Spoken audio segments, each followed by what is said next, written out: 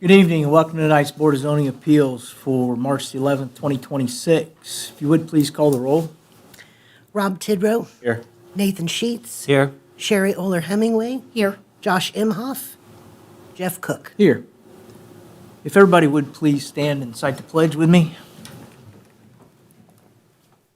Pledge allegiance to the flag of the United States of America, to the republic for which it stands, one nation, under God, indivisible, with liberty and justice for all. We all received the minutes for the 2011-26 Let's start over. We all received our meeting minutes in our packet from February 11th, 2026. If there's no corrections or additions, I'll entertain a motion for approval. I'll make a motion to approve minutes. Second. A motion is second to approve the minutes from February 11th, 2026. All in favor, say aye. Aye.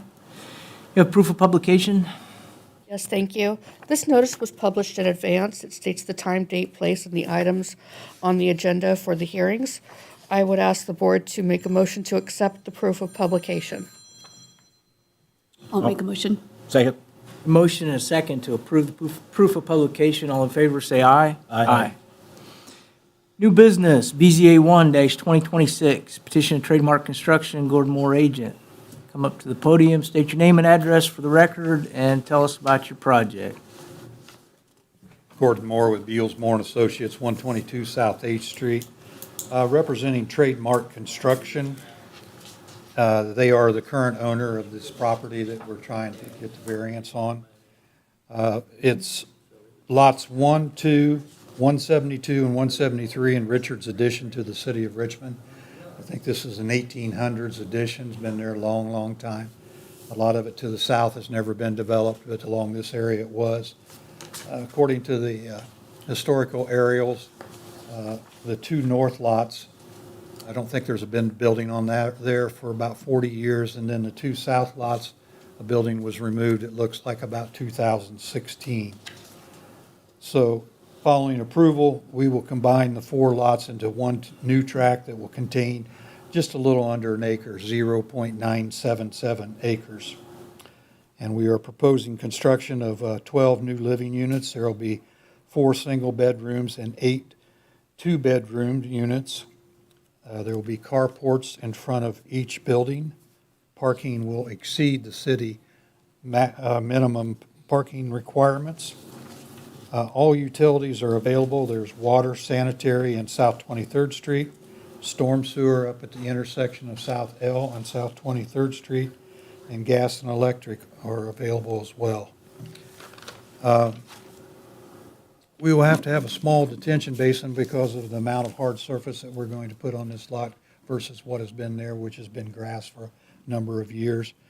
Where that detention basin is going to be exactly located, I'm uncertain at this point until we do a topographical survey. It'll only have water standing in it during periods of heavy rainfall, then it'll drain out to the storm sewers in the northeast quarter of the property. Again, until we do the topographical survey, I won't be able to tell you exactly the location or the size.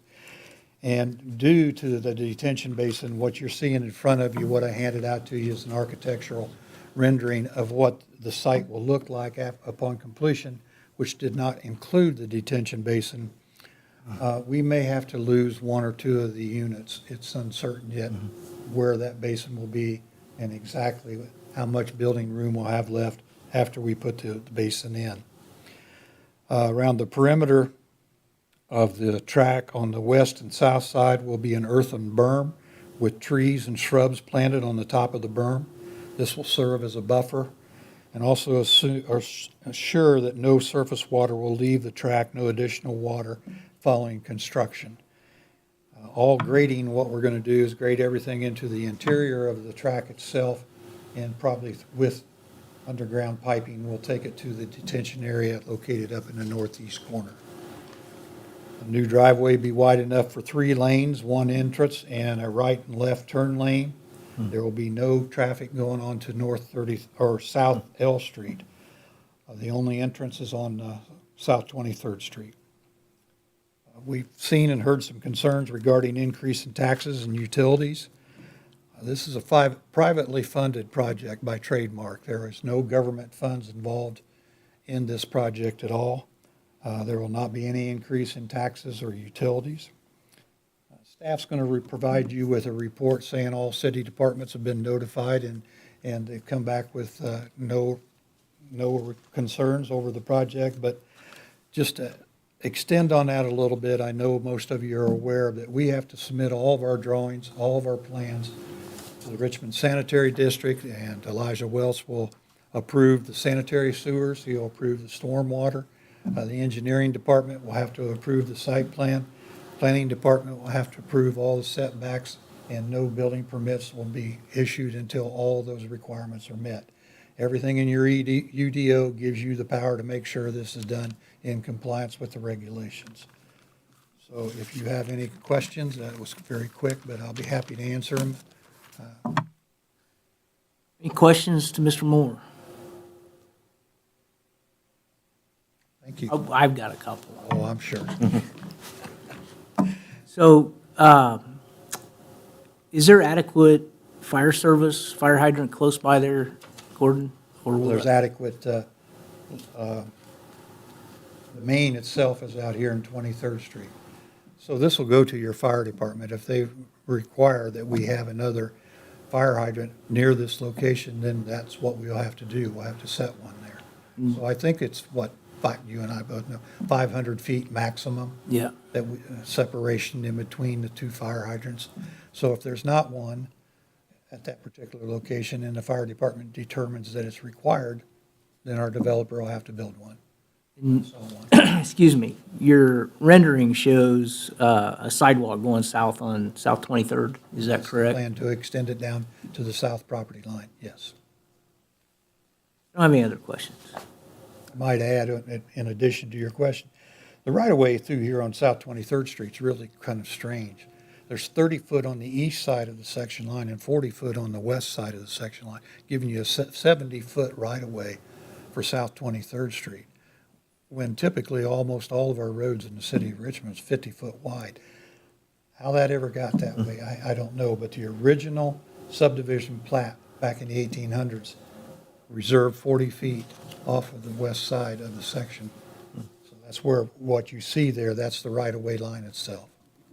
Okay? Thank you. Thank you. With that, we'll open public hearing for BZA 1-2026. If you wish to speak in favor or opposition, please come to the podium, state your name and address for the record, and make your case.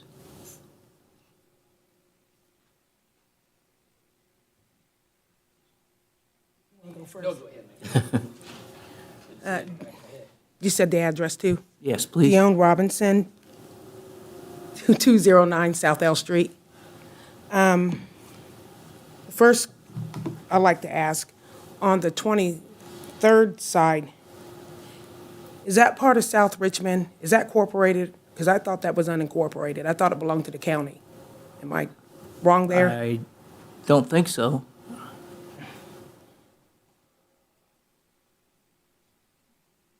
All right. And is that going to be one level?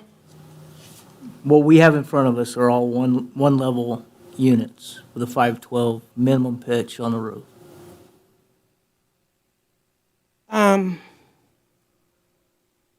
I heard him saying, is it going to be subsidized? No, it's not. Mr. Moore made the comment that this was all private-funded money with no government or tax money. Well, okay, still had in. Not subsidized. Are there going to be allowed pets? That's not for this board to, Can't do that one because we have country club and lots of strays there. ma'am, All right, so I one level? understand that. Okay, I'm just sorry. trying to explain our position Okay. is for the variance of the property. Okay. We can't regulate Okay. what the owner of the property does. No, I with that. didn't know if he's allowed to answer that. Okay, so I just wanted to see if it was one level. And also, if you can note, I do have a concern about that, about the drainage and where the water's going to go, since everything was cleared out. I I just want to state for the record, that's probably going to be a problem. So if you don't mind, Okay, I will ask Mr. Moore to come back and explain what the rules are on a development about how no water, more than what's there today, can leave that property. So this is what it's going to look like. So the requirement is pre and post construction. So we cannot allow any more water to go off of this property after it's constructed than what goes off of it right now. We have to find a way to maintain it on site, hold it on site, and feed it out at the exact same rate. because you know where you cleared all that back through this summer and the fall, it's all downhill. Now, let me see where we're at here. So this is one- South L Street. Yeah. Did you buy this one? No, I don't believe they own that one. Okay. It just got sold, so I didn't know if you were taking that one too. No. All right, so I'm, like I said, this house, another house for the other house. Okay. And I can look out, where it was all cleared, and you can just see where that water, I told my sister, it's gonna flood. What's going to happen is, again, we're going to put a berm around this side and around this side, and all that water is going to be forced into the middle here. We'll collect it, and we're going to discharge it up here into the storm sewer. So any additional water that is going to be generated off this site by the hard surface, we have to control by not only this code by the city of Richmond, but the state of Indiana as well. Okay? One more, but I forgot.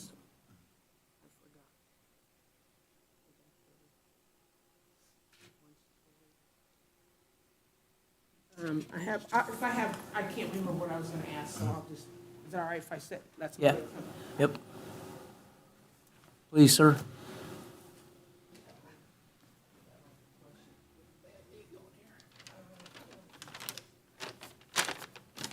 Hello, my name's Steve Markley. I live at 1220 South 23rd Street. I've been there 30 years. I'm not a public speaker, so if I jump around, you'll know.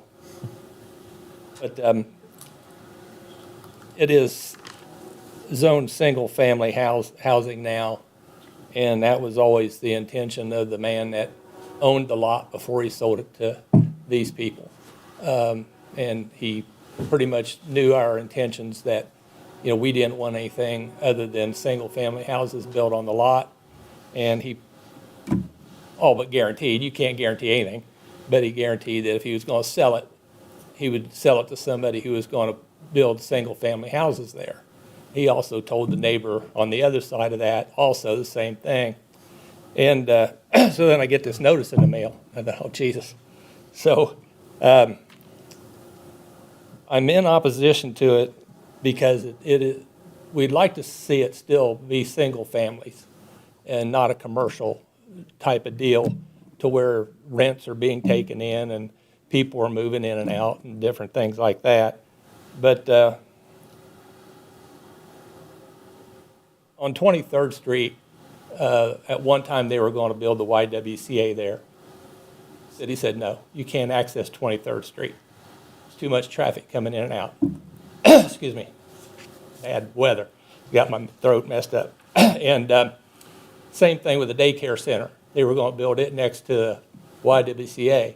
No, you can't do that off of 23rd Street. The nursing home up the hill, Forest Park, was going to build down off of 23rd. No, they're not going to do that. They made them move up on top of the hill and access off of Vail. So, again, I went to 6 or 8 neighbors around the neighborhood and told them that they were building what I assumed, according to the thing, it was an apartment building.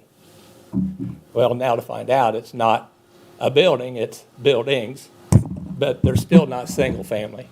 I still just multifamilies, I still consider that as commercial and not single family, even though each one's going to be a separate thing.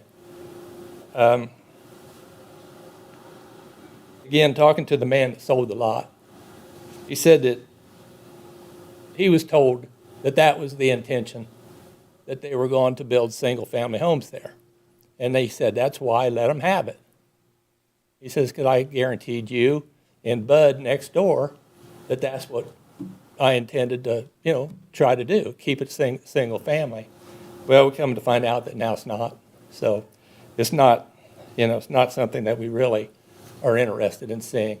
But if it was assisted living, like a unit and two garages, how they butt them next to each other, the assisted living, maybe not so much, I would mind, but just multiple families in and out all the time and coming in off of 23rd Street, just don't think it's a good idea for the neighborhood. I mean, we got, Genesis across the street, I don't know, 150, 170 units over there already. We got Southview Mays Manor just down the street on L Street, more apartments. Got Bethlehem Community Housing there on L Street, multiple people in a building. Richmond used to be known, it used to be known as the Rose City.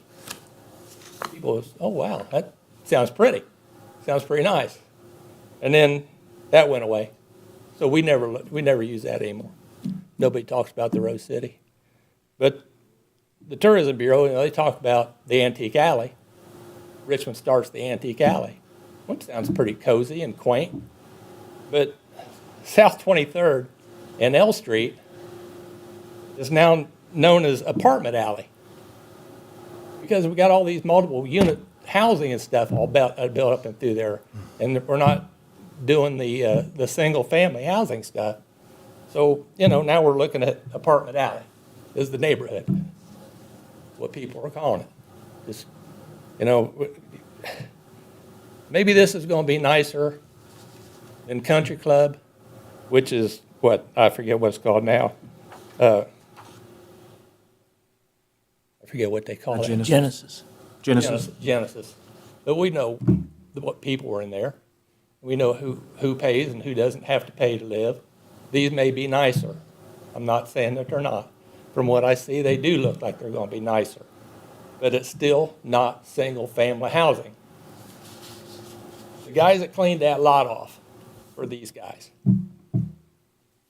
I walked over multiple times to watch them do their job. They did a great job. I mean, the lot looks better than it's ever looked in 30 years I've lived there.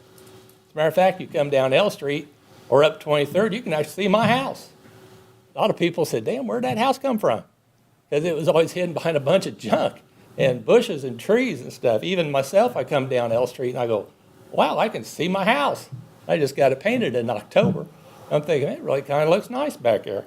So when I was told it was an apartment building, I was really against that. Because I thought, well, that's just blocking my view now. Because I could never even see the other neighbor on L.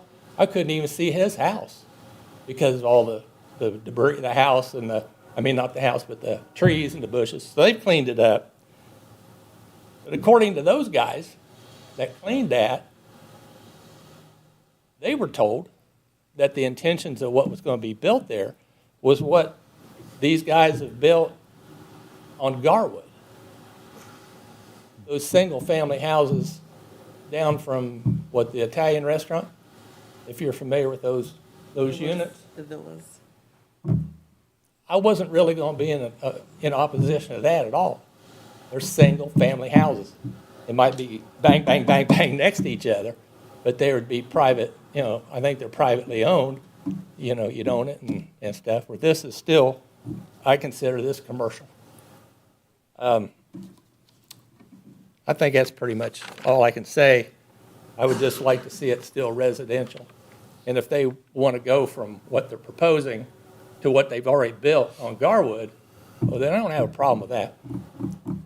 They can do some single-family houses. I think that would be a better look, to me anyway, and the people that I talked to in the eight properties that I went to over the last few days and talked to them about what was going to be built. And so I appreciate you listening to me, and what will be, what will be. Thank you. Thank you. Is there anybody else wishing to speak?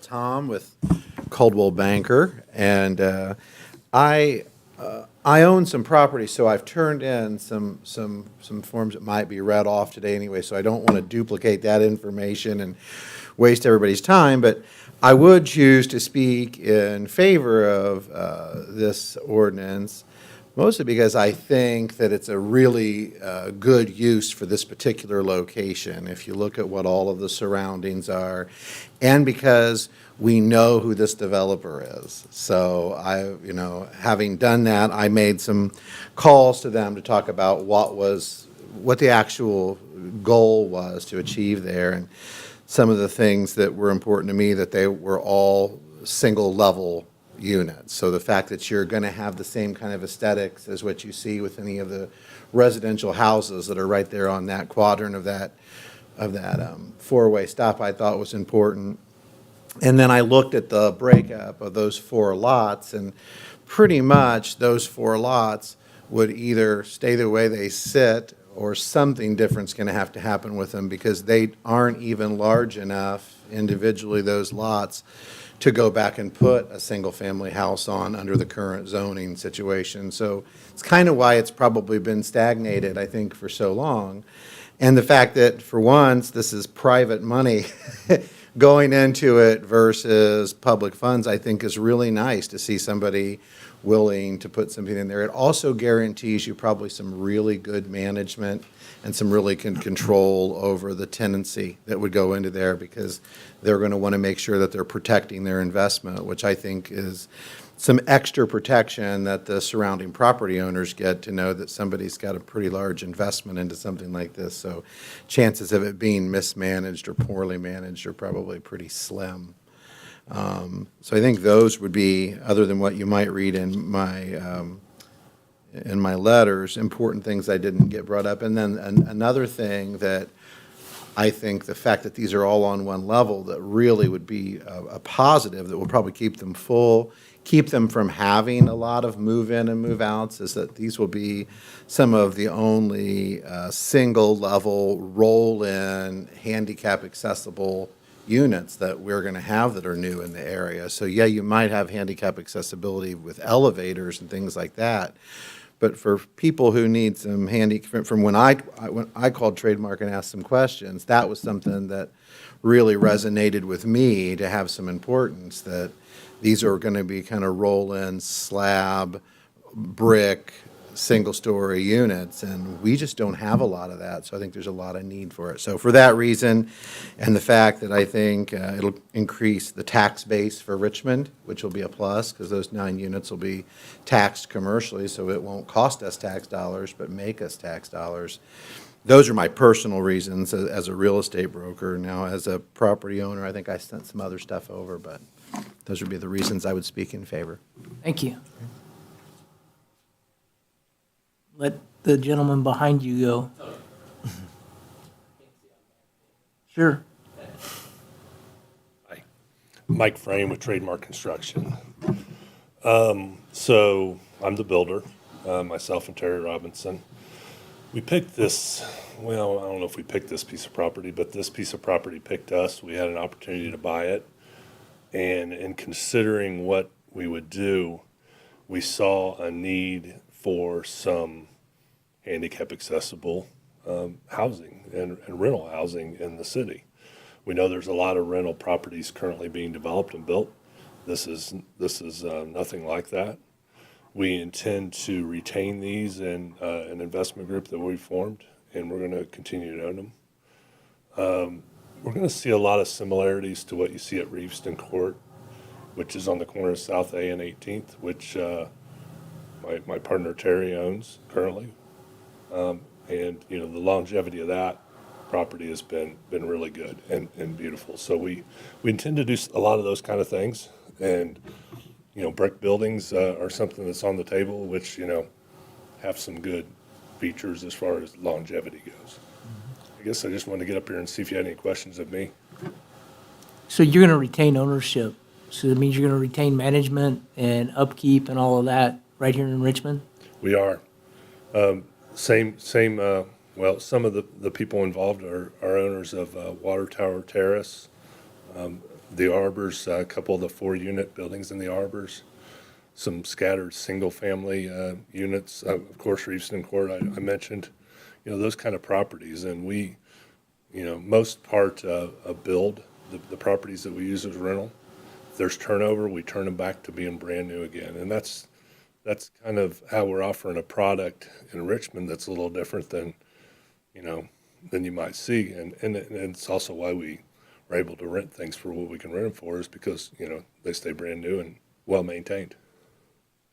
Do you have a range, Mr. Frame, of what you anticipate the rental properties to cost somebody that wants to do that? I unfortunately do not, and it's something I actually discussed with Terry, knowing that I was coming into this and knowing that question might come up. We don't. We're still in the process of, first of all, you create the stuff we've created to show you just enough to say, okay, you're going to be good with this, and then we move to the next step, which is getting better drawings together that we can put a price on, and try to price it up and figure out what our cost perspective is going to be. But with that said, we're targeting them to be somewhat affordable. We want them to be affordable. They're not going to be Section 8 or anything like that. They're going to be market rate, but we want them to be more on the affordable side. What do you anticipate your investment to be if this is approved to get these built?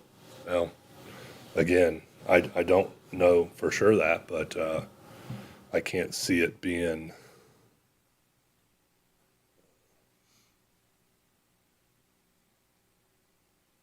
it's going to be, if it doesn't tip $2 million, it's going to be just shy of it.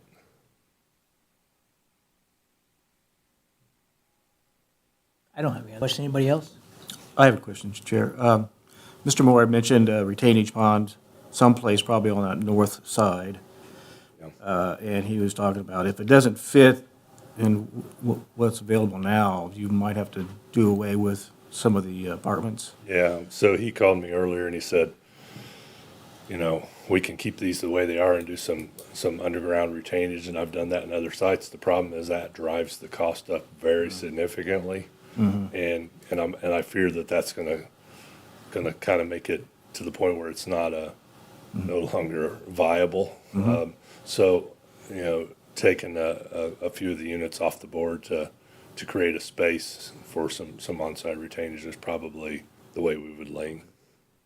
So you have 12 right now, so you would take them away, or would you add them as a bi-level? No, keep them single level. We're pretty steadfast on staying Okay. one level and accessibility.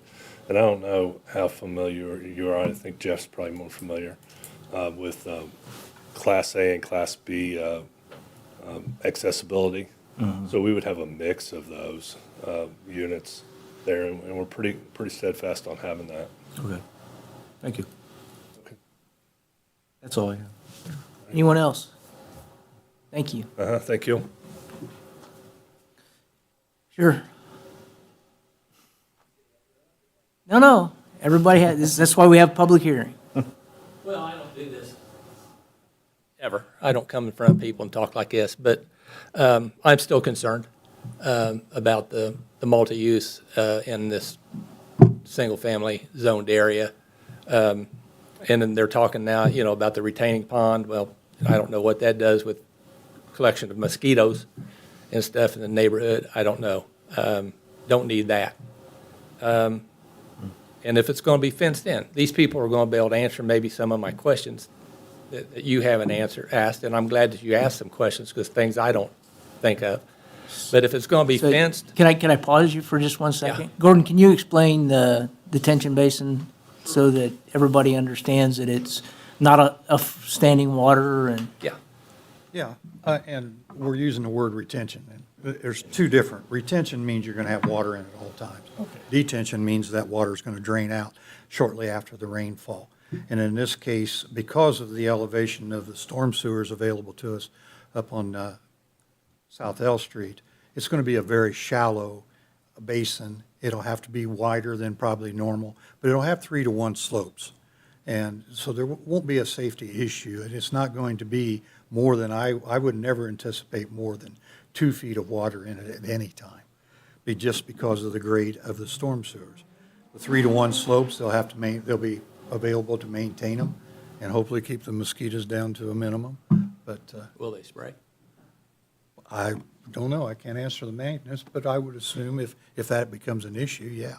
But we've done, I've done 200-300 of these things, and we just don't have issues when we make sure that we have them flat, and we make sure that the grade going in and out of them is 3-to-1, and that they can be maintained with a mower. That's how we do it, so.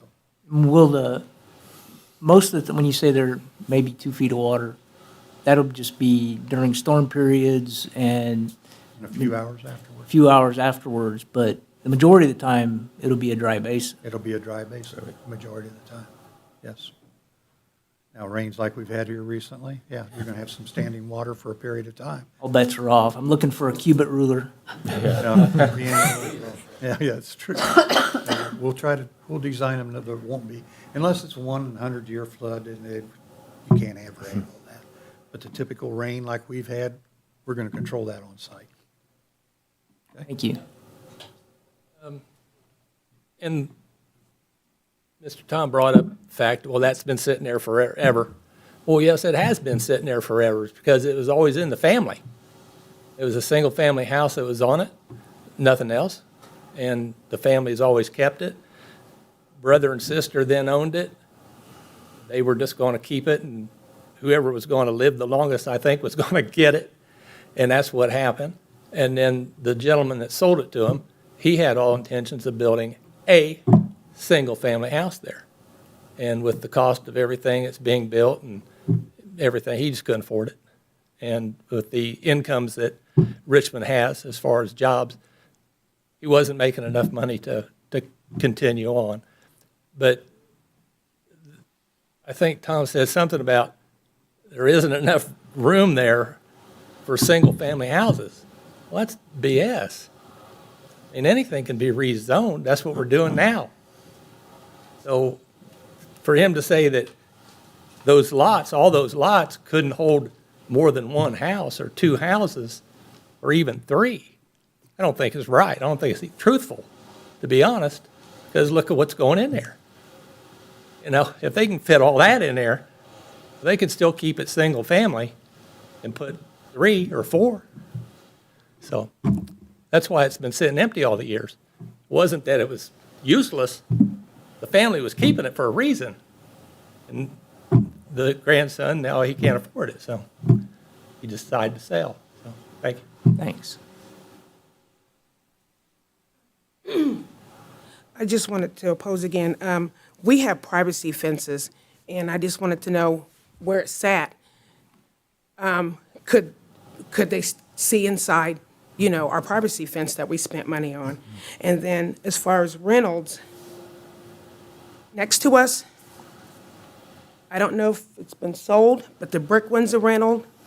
I'll just be honest, it was his property. It's terrible living next to that, being a rental. And then down on 22nd Street was another one that was a rental that belongs to him. There was never a garage door up until maybe a couple months ago. And the people had to live there without a garage, and then, you know, and just those 2 rentals, the ones that's beside me. And so I just don't need a whole bunch more up there. We just want peace and quiet, and L Street is, you know, 1-story houses. I just don't, it just doesn't make any sense to put an apartment complex there. And especially, like I said, is it going to set up enough where they can see inside our yard? Because us and the neighbor, and then the one behind, she didn't come tonight, we all have privacy fences for a reason. So, that's it. Thank you. Anyone else wishing to speak? In clarity, because I don't want him thinking I was trying to bamboozle.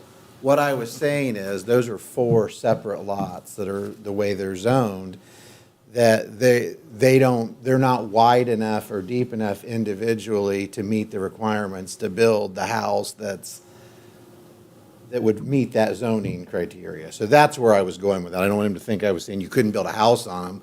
You could build one house if you wanted to combine all four, kind of like we're talking about, but the reason that they probably haven't, and I don't know anything about the family situation because I'm not here with the developer. I'm just saying that that was my point there. It wasn't that you couldn't build a house, one house on all four lots, but that the way they are laid out, they don't meet. So I didn't want you to feel like I was spinning the story the wrong way. Well, the 4 lot doesn't mean 4 houses. That could be 3 houses, 2 houses, but they would at least be. Is there anybody else wishing to speak? Hearing and seeing none, I'll close public hearing and we'll hear the staff report. Thank you. A petition of Trademark Construction LLC, owner Gordon Moore, agent, looking for requesting a variance of use to allow a 12-unit apartment complex to be constructed in the medium-density, single-family R2 district at the corners of South 23rd and South L Street. The UDO that we are seeking relief from is Article 2.09. Apartment complexes is not a permitted use. The proposed variance would allow a 12-unit apartment complex to be constructed on 4 lots in the medium single-family residential zoning district. The property was originally platted in 1926 as part of the Richards addition. Historical imagery shows a structure on the property in 1954 and gone between 2014 and 2016. There is no information in the property file as to what type of structure. On February 25th, 2026, the public hearing was advertised in the Western Wayne News. On February 25th, 2026, 22 adjacent property owners were notified about the variance and by public hearing by mail. We received 5 responses, 3 opposed and 2 in favor. Tara Robinson, 2209 South L Street, opposed. Kenneth and Sue Harto, opposed. City of Richmond Infrastructure and Development. This letter is in regards to building an apartment complex in a residential area, 23rd and L Streets. We are adamantly opposed to this building project. Our reasons are as follows. 1, from E Street to L Street, there are 2 apartment complexes and a subdivision on 23rd Street. The apartments are a constant source of aggravation. We are constantly subjected to loud and obnoxious car noises, frequent police and fire visits, and constant traffic coming and going. Another apartment complex will just add more of the same. We purchased our home with the understanding that it was a residential area. Number 2, the traffic on that corner, 23rd and L, is already heavy. People use L Street as a drag strip as it is. More traffic means more dangerous possibilities. Number 3, school buses are picking up children daily for the complex, leading to backed up traffic. 4, city buses run every hour. 5, emergency vehicles run frequently back and forth to the nursing home on the other corner of L Street. Number 6, 23rd Street from E Street to L Street is a mess. The road is narrow, has no curbs, no sidewalks, and enough potholes to do heavy damage to a car. 7, semi-trucks with trailers use the street. 8, adding another apartment complex will just create more problems and will do nothing to enhance this area. Number 9, many of us in this area are retired and can't afford the additional taxes, increases in utilities, and the dangerous situations we will face with more traffic from this project. We respectfully ask that the city not allow this to go forth.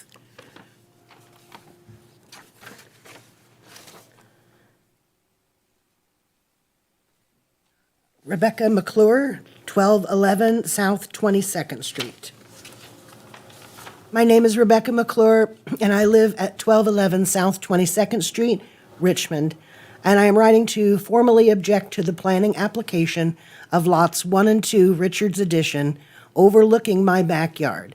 The loss of my privacy, specifically how new windows on the units that would look directly into my private windows and rear garden overshadowing and loss of scenery. The proposed two-story buildings is out of character for the one-story homes and surroundings. Traffic and access in and out if it has only one entrance and exit. This could cause drainage issues for my and other yards from this that would be adjacent to this construction. I also read on this application that said many of the homes in the Richards addition are vacant or rentals. This is not true. All of the homes that will be adjacent to these apartments are family homes and are owned, not rented, and a lot of us families have lived in the houses for years. I have myself have been here for 31 years, and I own this property as well as others. I also read on the application, said these houses were built in the 1920s and 1930s. This, once again, not true. My house was built in 1953, and the one on one side of me was built in 1951, and the other side was built in 2006. So please take in consideration my objection to these apartments being built in this area. We already have Genesis Apartments on the other corner lot on 23rd and L Street. Thank you.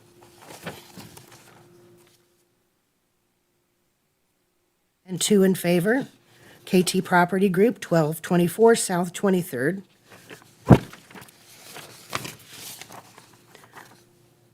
To the Richmond Board of Zoning Appeals, on behalf of KT Property Group, owner of two properties located in close proximity to the proposed development site at 23rd Street and L Street, we would like to express our support for petition BZA 1-2026, submitted by Trademark Construction, requesting a variance to construct a new apartment complex at that location. Based on our familiarity with the area and our ownership of nearby properties, we believe the proposed development represents a logical and beneficial use of this particular parcel. The surrounding neighborhood already includes a blend of residential housing, apartment communities, medical facilities, and other commercial uses, making this type of project consistent with the existing character of the area.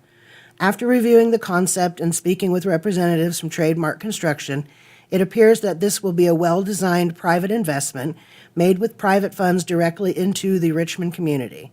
Of particular importance is the plan for single-story apartment units designed with full handicap accessibility. Housing that is accessible and easy to navigate is something that remains in short supply in the Richmond area, and developments that address that need provide an important service to the community. The location of the project also appears well-suited for this type of housing, given its proximity to existing apartments and the nearby nursing facility. The addition of new, quality-built, single-level units in this area has the potential to strengthen the neighborhoods and contribute positively to the surrounding property values.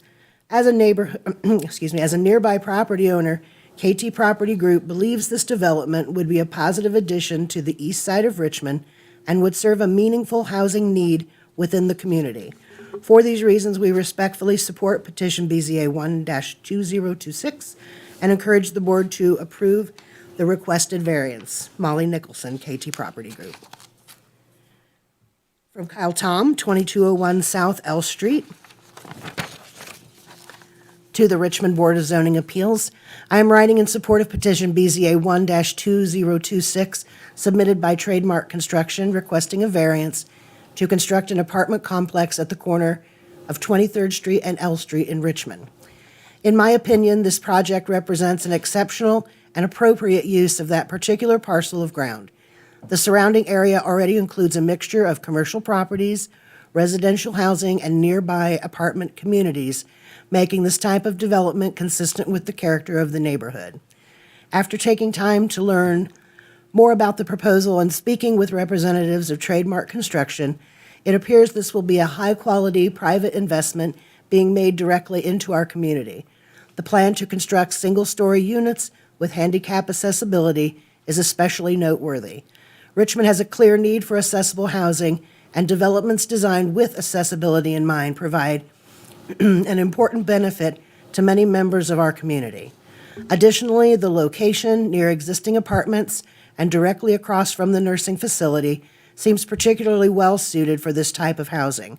New, well-built, single-level units of this kind have the potential to enhance the surrounding area and contribute positively to property values. As a property owner in this immediate area, I believe this project would be a positive addition to the east side of Richmond and would serve a meaningful community need. For these reasons, I am in favor of petition BZA 1-2026 and respectfully encourage the board to approve the requested variance. Kyle. Thank you. Planning staff consulted with all city departments and utilities to determine any objections based on the public health and safety. No health and safety objections were raised.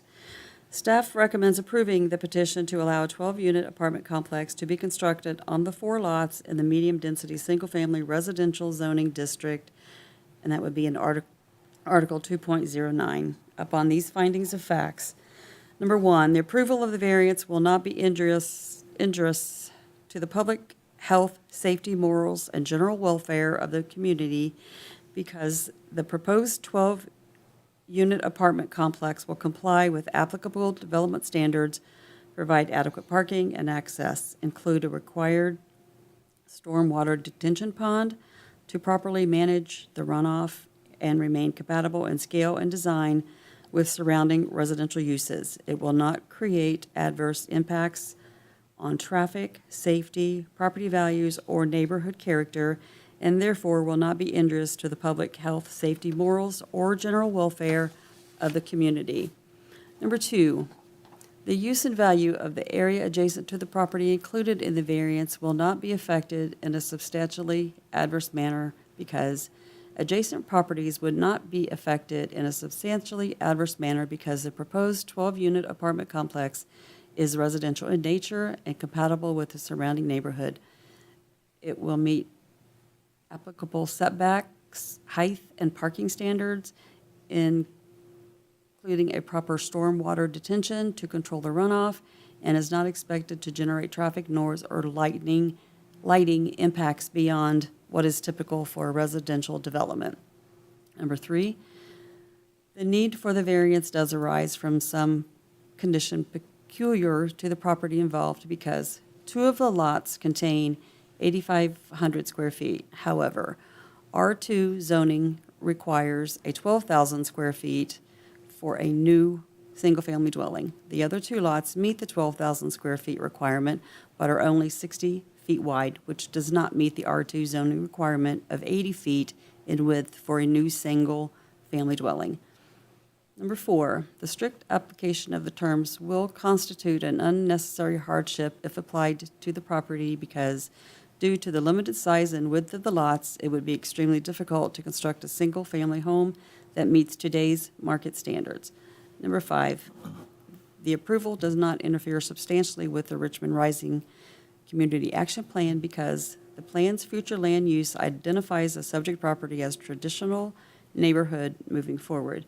Among numerous land attributes for the traditional neighborhood, this residential use is consistent with Richmond's comprehensive plan. And I'll be happy to answer any questions. Any questions of staff?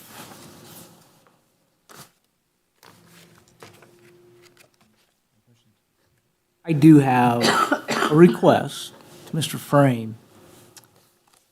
Would it be acceptable to add a written commitment to put a privacy fence on the west and south elevations separating your property from the neighbors?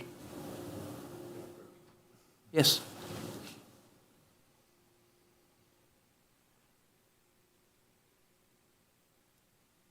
So it definitely is our desire to create some kind of screen where we have some kind of separation and some privacy because those areas that you're talking about is going to be the backyard of the people that live in these apartments. So they need to have a little bit of privacy.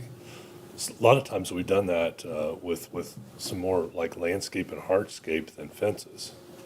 Find that a little more attractive. So sometimes we'll do some mounding with maybe some like pine trees and a mix of different tree lines there. Would you find that or a fence to be acceptable?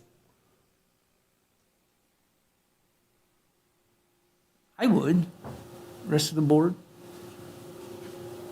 We, you know, I'm not opposed to a fence and you know, by that, but, you know, sometimes there's more attractive ways to do it. Absolutely. So you would make a We written would commitment commit to hardscape, landscape, or a Yeah. privacy Create fence? some kind of a privacy. Privacy buffer. Let's call it a privacy buffer. We would certainly commit to that. It would be our benefit as well as the neighbors' benefits. Thank you. And I want to add, and I plan to talk to a couple of these people. We want to be good neighbors to them. And I'm going to share my contact information. And if you guys have any kind of questions along the way, we really do want to be good neighbors and fit in there well. Thank you. Any other questions to staff? If, Mr. Chair, how would you word that then for the written commitment? So, landscape, hardscape, create a landscape, hardscape, landscape buffer zone, privacy buffer zone, privacy, on the west? west and south elevations. South, okay. Thank you.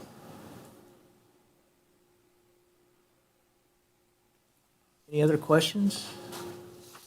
If not, I entertain a motion for BZA 1. I'll make a motion to accept BZA 1-2026 based on staff report, finding of facts, and the written commitment that the chair proposed.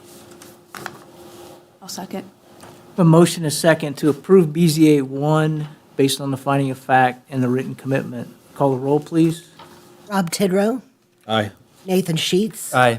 Sherry Oler Hemingway, Aye. Jeff Cook. Aye. Motion carries. Good luck to you.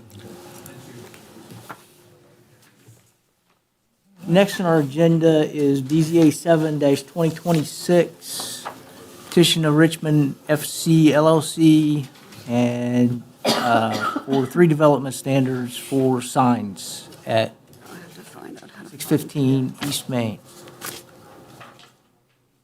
Hi, everyone. I'm back. You remember me from last month.